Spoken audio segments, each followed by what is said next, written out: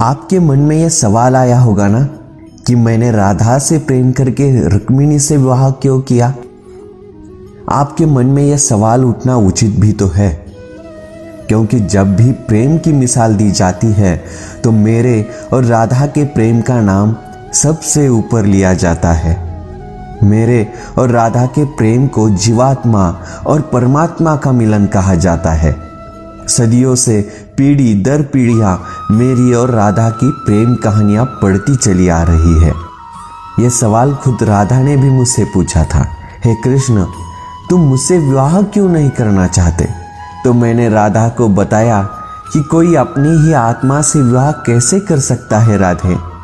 वैसे भी विवाह के लिए दो लोगों की आवश्यकता होती है और मेरा तुम्हारा अलग अलग अस्तित्व ही नहीं है, तो हम एक दूसरे से कैसे विवाह कर सकते हैं राधे?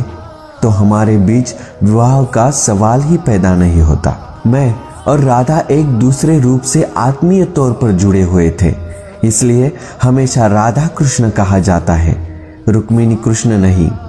रुक्मिणी ने भी मुझको पाने के लिए क्या कुछ नहीं किया, वह अपने भाई के खिलाफ चली गई। रुक्मिणी भी राधा की तरह मुझसे प्रेम करती थी। रुक्मिणी ने मुझको एक प्रेम पत्र भेजा था कि वह आकर उन्हें अपने साथ ले जाए।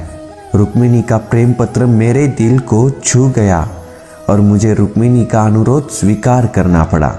फिर रुक्मिणी मेरी पत्नी बन गई। वही दूसरी तरफ मुझे और राधा को विवाह की आवश्यकता ही नहीं थी। हमारे प्रेम को शादी का बंधन नहीं चाहिए था। वैसे भी मैं चाहूँ तो राधा से विवाह करके बहुत प्रसन्न रह सकता था, लेकिन मैं ये जानता था कि मेरी राधा प्रसन्न नहीं रहेगी।